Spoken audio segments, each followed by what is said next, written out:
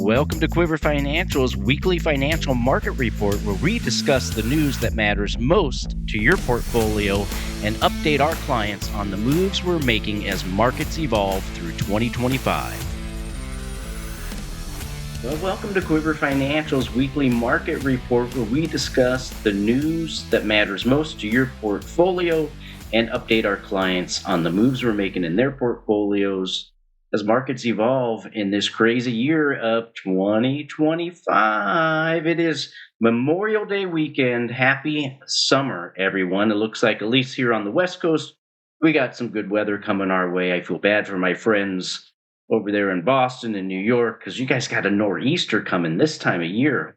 Ooh, man, oh man, oh man. Our heart goes out to you. All right, well, your summer will come eventually. So let's get into this week's report, because it was one of those funny weeks where there wasn't a ton of news, but the news that did happen was important to your portfolio. So in the realm of tariffs and Trump, because there's always something going on there, we had the whole situation of Trump threatening Apple. He threatened Walmart last week. And then on today, Friday, we woke up to news of threats to the EU. And this is the normal progress for Trump is, have a big threat and then kind of scale back. And that's what the market's gotten used to. Nonetheless, you get some jostling. And all this has happened when we were at very important inflection points in the equities markets. So does this stop the progress of this rally and move markets lower? I'm going to show you the next tells. Today, Friday, it looks like the market's going to close on the lows of the week, which hasn't happened in a few weeks. And so next week is going to be a huge tell on what happens for the back half of 2025 in the equity markets. I'm starting to sing a little song called Home on the Range. When I get into the charts, I'll show you what I mean by that. The biggest news this week, the largest news this week, is what the hell is going on in interest rates. Well, we've been pointing it out to you for all year. All year we've been pointing out what's been going on in interest rates, the 10-year Treasury in particular, and all this has to tie into also currencies and a thing called the yen carry trade. It's a whole structure of what the market has been supported on that's changing. And so interest rates are the rut row because they're still in that danger zone. Are they the fly in this market's ointment? This week, we really teetered on some dangerous areas. I mean, the interest rates are just, flirting with disaster here. However, the next 2 weeks really matters what happens next. I'm going to show you the charts. I'm going to show you the levels to watch. I'm going to talk about traded REITs and interest rate sensitive investments and what you should be doing now if you're a more conservative investor and happen to have more interest rate sensitive investments like bonds or fixed income. Those types of things get affected by this the most. And unfortunately, sometimes it's the conservative stuff that gets threatened when interest rates rise. So I'm going to show you, if you're in that situation, what to do. Quiver clients, I'm going to show you how we've adjusted for this. We were early, so don't worry about the interest rate factor for us. In the stock market, now, the big thing is, bears have just acted like General Custer, man, last stand. I mean, this market looks strong. The sentiment was starting to get back pretty bullish. I was getting calls from people saying, should we be taking more risk? The sentiment has flip-flopped so strong in the last 30 to 60 days. It's amazing. I'm going to talk about, when I get into the charts of equities, is the rally over, what to watch next week, the levels that should tell us what will happen in the rest of 2025 in the stock market, and whether you should be buying or sitting tight or selling, depending upon what your goals are. And then the last thing I'm going to wrap it up with is what's going on in gold. We've continued to see a weaker dollar, concerns in Japan as their interest rates have spiked up. And the question is the carry trade unwinding? The answer is yes. We've been talking about this for quite some time. As a result of this, you're seeing the commodity complex, mainly metals, gold, silver, but this week, even platinum and palladium and uranium had some interesting moves. So I'm going to show you the charts on gold on what to watch because our call last week was dead on. So you got to see what's going on in gold and silver because again, this week, how it pivoted, how things changed has given us a pretty darn strong tell of what to expect in metals markets in the back half of 2025. So let's get onto this and start off with interest rates. What I've been talking about is something that eventually will be the dog that wags the rest of the market because if the 10-year treasury gets too high, what is too high? Talking to my bond friends, my bond trader buddies, it seems 4.75% is really kind of the high end level that people have in their expectation of, yeah, market could get up to there, no big deal. And then on the low end is 4.25. Seems that most market participants that are actively trading treasury bonds or anything that's rate sensitive, those seem to be the levels 4.25 to 4.75. Amazingly, they're right in kind of the line that we've been talking about all year. At the beginning of the year, we showed you a long-term chart like this of the treasury market saying that treasury bonds, all markets, everything does best if the 10-year can trade in a range like it has here. Our thesis was that would happen throughout the rest of the year unless inflation really ticked up or a recession came in.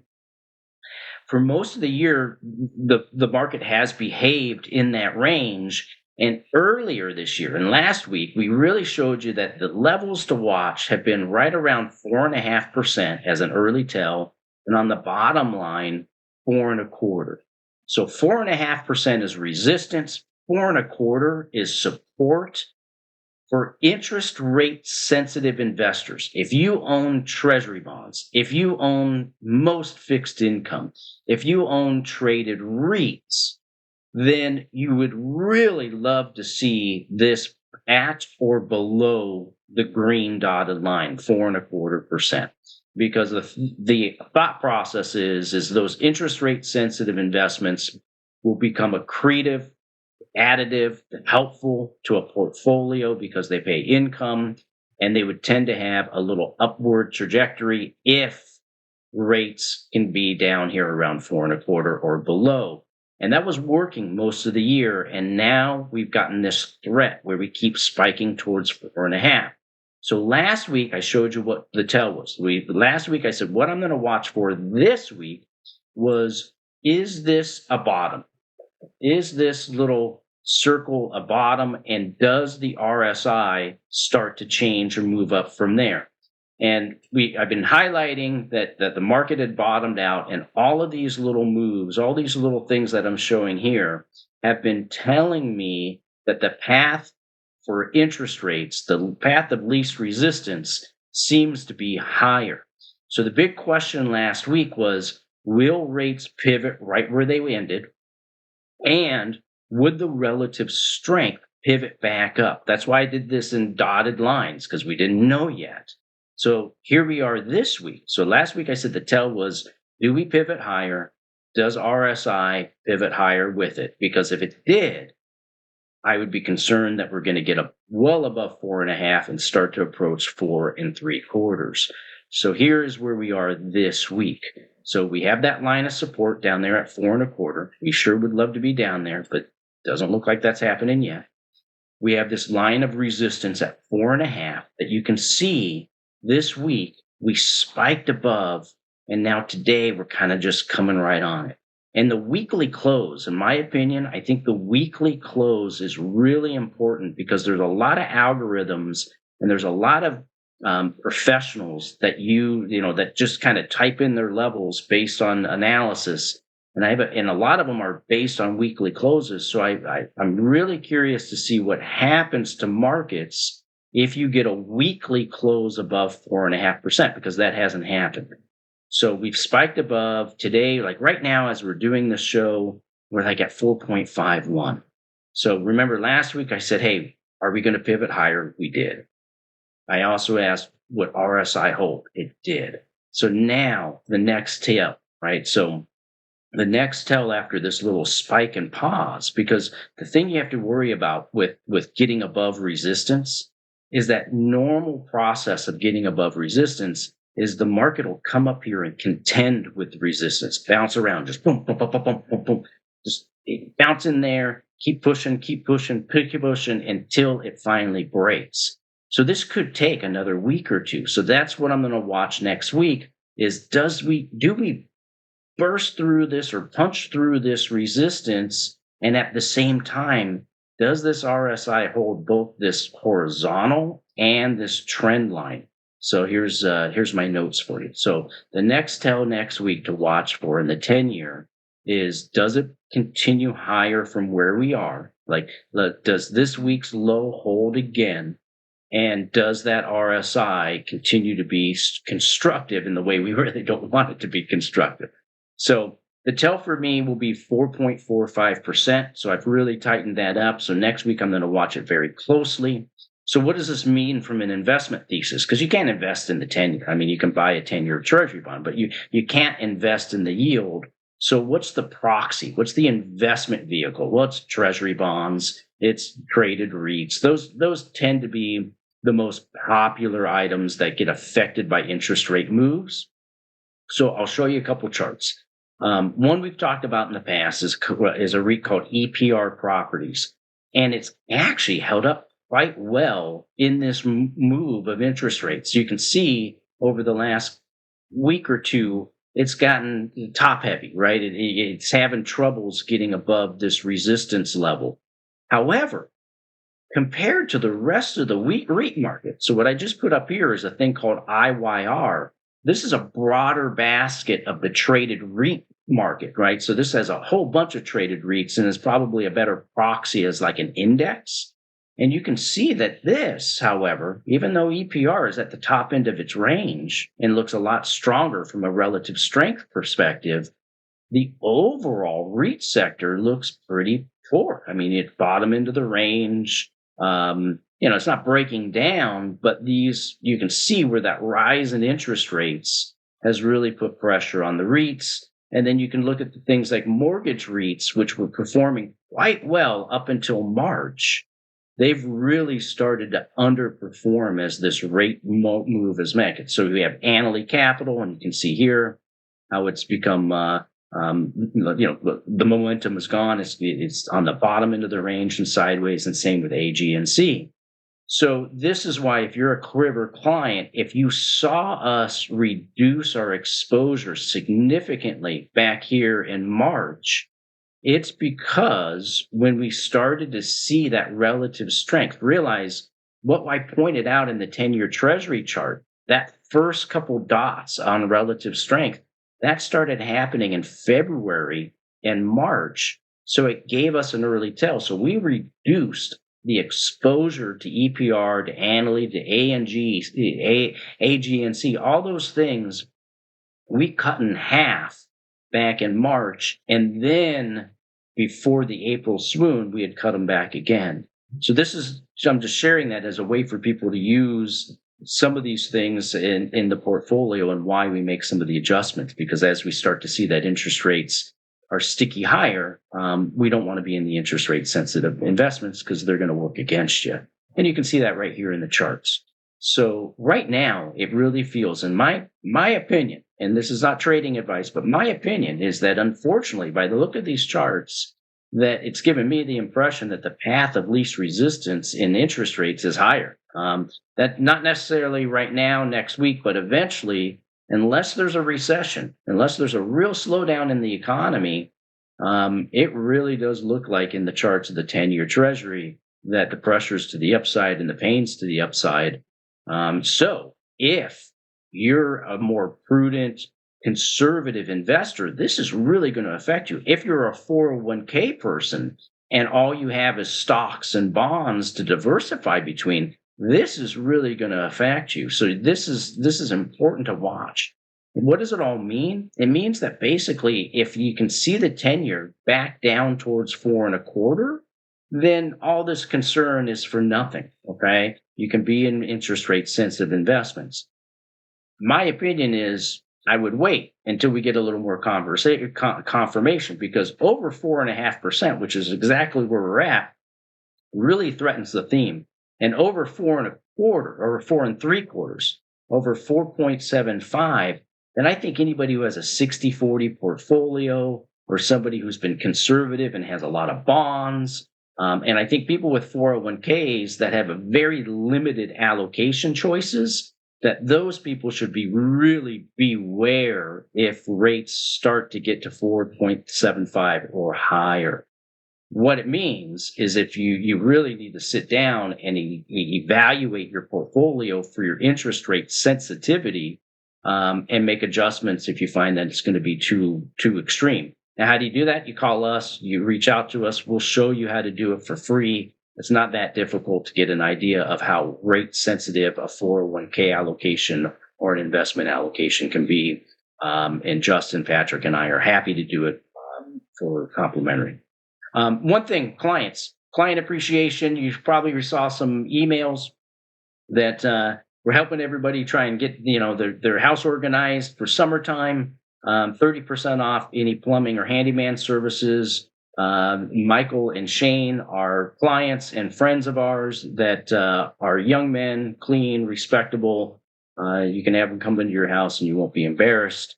And they do great work. And we're sponsoring this, Quiver Financial. Any discount that these young men give you comes out of our pocket, and we're happy to pay for it.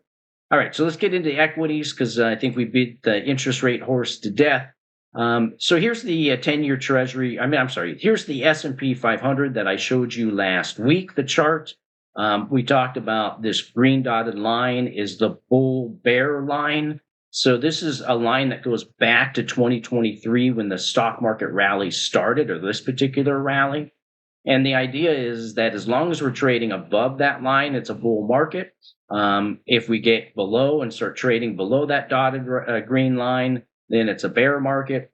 In bull markets, you buy the dips. In bear markets, you sell the rips. So what is a rip? Well, we just experienced a rip. Do you sell it? Not necessarily, because we're still in a bull market.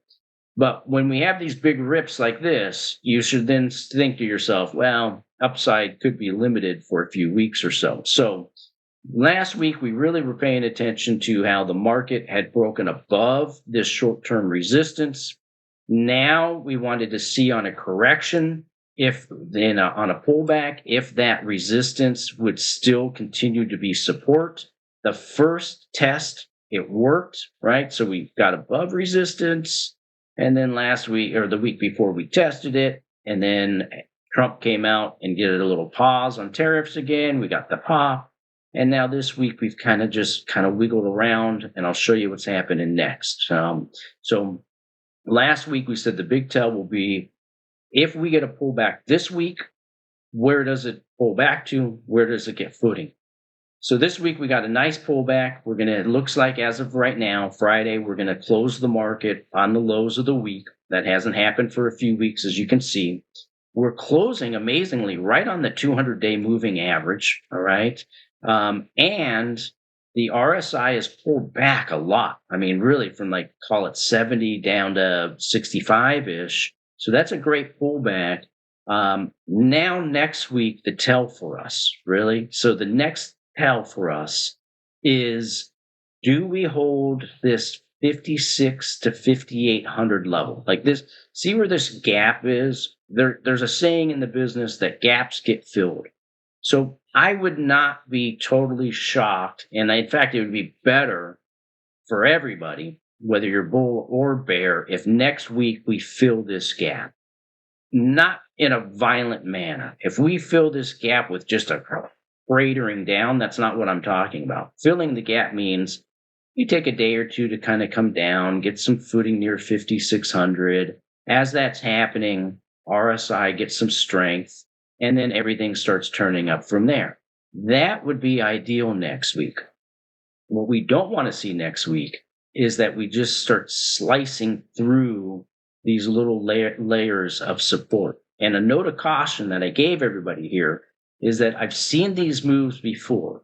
And this little area here, even kind of right here, these three areas are technically support, but they're not that strong. They need to be tested. So this market has a lot of variances, and it's probably stuck in a range in the sense that if you think about what could happen in earnings, I mean, the next quarter or two of earnings have to be worse or slower than the last quarter, right?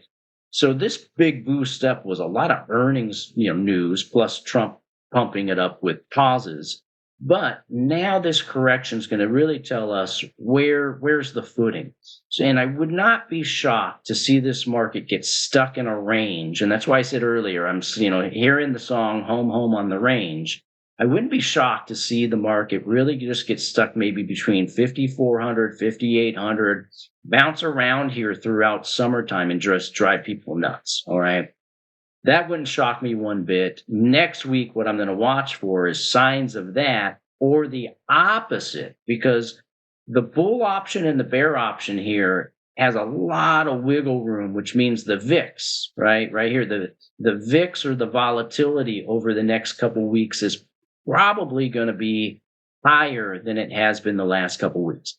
The good news on that is if you've been trying to get into this market, if you're looking for buying opportunities, higher volatility is what creates those for you, because then you have more days that things sell off. And if there's something you've been watching, if you had a buy list, like for me, there's a couple of names I've been wanting to add to the portfolios, but I wanted to do it on the next sell off. So if there's things you've been wanting to buy, now becomes the environment that you can watch this kind of day by day and decide, do I put some money to work?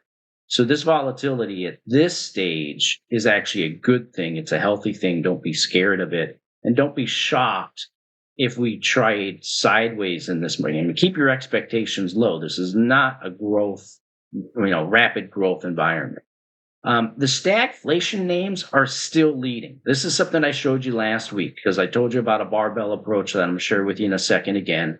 But the stagflation names like the utilities, the aerospace and defense, as well as consumer staples, they continue to manage the volatility quite well. I didn't update the charts because all they did this week was move a little higher, a little lower. They've just basically gone sideways, but they continue to have their strength, which is also a warning sign, because if utilities and consumer goods and aerospace and defense, come on, people, common sense, start thinking your basic needs and the things that protect you in war are leading the market, that's usually not the sign of a new bull market. So just keep that in mind if you start feeling like you're getting FOMO or anything like that, is the market is telling you something's going on and we just don't know all the answers yet.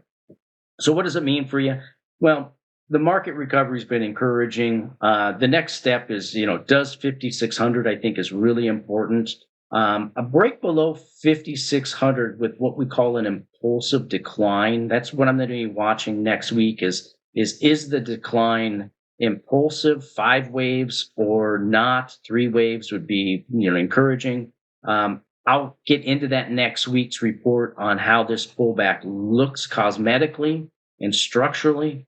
And most likely, my opinion right now is most likely markets are probably stuck in a range because they're not going to get multiple expansion on their earnings in this environment. And earnings were already slowing down and probably will be significantly slower in the next 2 quarters.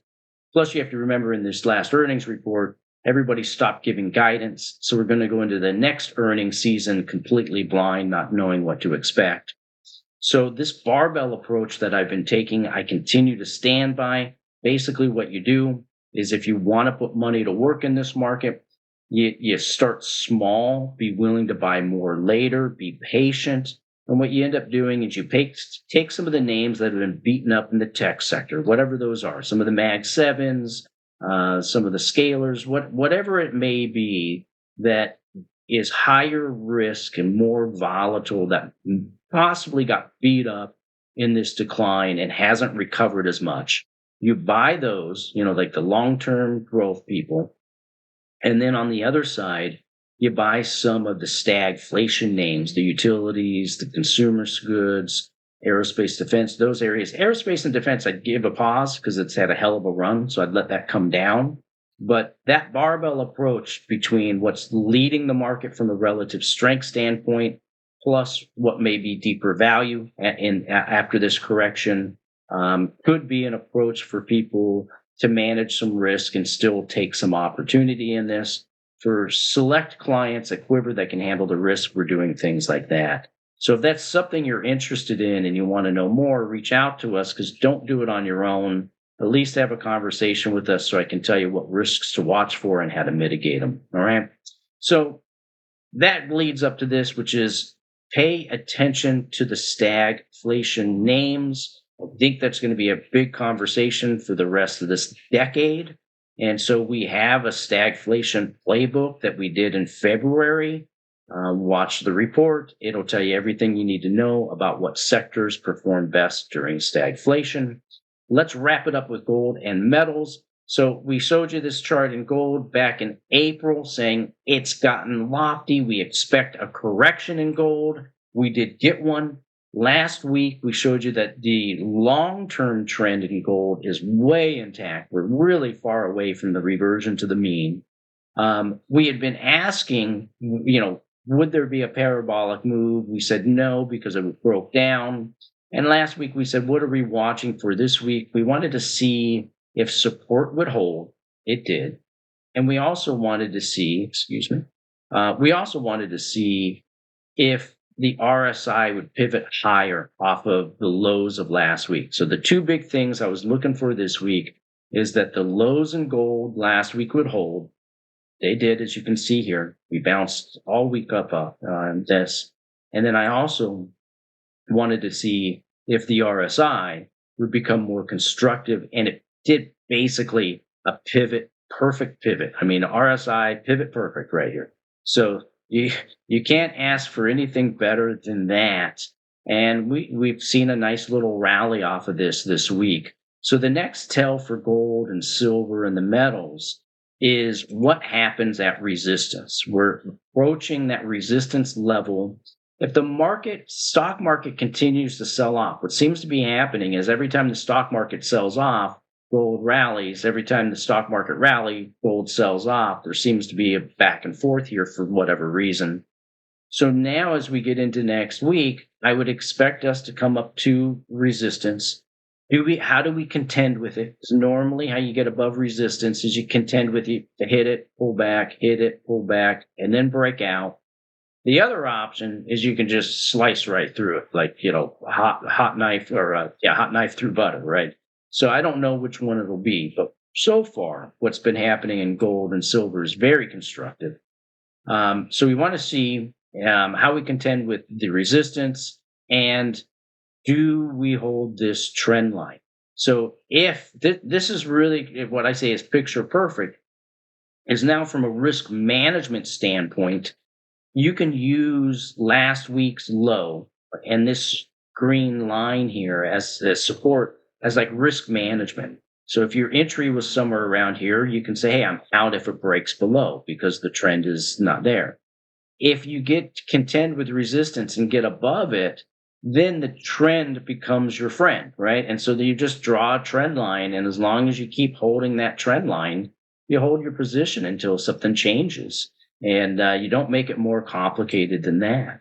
So silver, I had shown this to you guys last week. Nothing's really changed this week. Silver's moved a little bit higher with gold. I will tell you in this move, what I'm seeing is that on a decline. So what does all mean is if you're trading gold or silver, you got what you wanted. If you were quick this week, you got a great trade. That last pivot low is your risk management, meaning that below that, you should probably just move on to something else. If you're an investor, ditto. The last week is a tradable and an investable low. Watch it. As long as we're above it and there's a trend that's constructive, let it ride. I've been saying silver may offer a better relative strength, and I'm changing my tune a little bit because I still feel that's true, but more so in a decline. So if all of a sudden the stock market turns around and starts rocking higher again, and that's at the expense of gold, if that were to happen, I think silver, from a relative strength standpoint, has better downside management. However, if this up move is strong, and it's looking pretty good, if this up move is strong, gold's going to lead.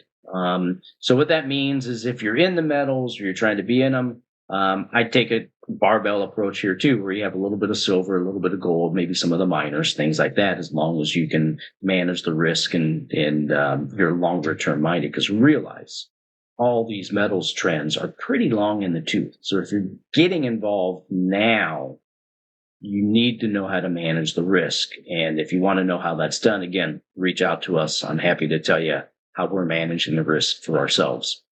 So let's wrap it up. So what does all this mean for you if you're a Quiver client, if you're not a Quiver client? Well, when it comes to interest rates, prudent investors, people who really are more conservative, they really should be calling their guy up and saying, hey, can we examine my portfolio for interest rate risk? Can you run me a model of what would happen to my portfolio's performance if the 10-year treasury got to or above 5%? That every advisor, anybody who's a professional should be able to tell you that, or be able to do that analysis. If they can't, come to us. We'll do it for you complimentary, because this is really important to protect yourselves. And unfortunately, it's the more conservative investors that have more of the interest rate sensitive stuff in there. So really, if you're conservative and you know you have a lot of bonds or you have a lot of REITs, you reach out to us. In the stock market, what really means that we're looking for next week is, does 5,600 hold? I really want to see what happens at 56, 5,400, all these levels. And remember the barbell approach. If you're trying to get into this market, take a two-prong approach like I shared with you earlier. And then the last thing is, in the metals market, everything pivoted perfect. I use the last pivot low as your risk management. And then if you're above that, let the trend be your friend. And in the next few weeks, I'll be updating you on what we're doing in these markets. And the last thing is coming soon. I've been talking about doing an update on oil and currencies. It's taking me longer to put it together because I really want to give you guys something comprehensive that explains the interconnection between the US dollar, global currencies, interest rates, and commodities like oil and gold, because in the next 6 months, you're going to see a lot happening in those markets. And they've been kind of redhead stepchildren. Everybody's been focused on the stock market. But what's going to happen in this cycle is things like gold, silver, currencies, oil, they're going to become a bigger topic matter. So I'm going to teach you about it before you hear from anybody else. And until then, it's Memorial Day weekend. Get out there, have some fun, get some sun, and enjoy yourselves. Take care, everybody.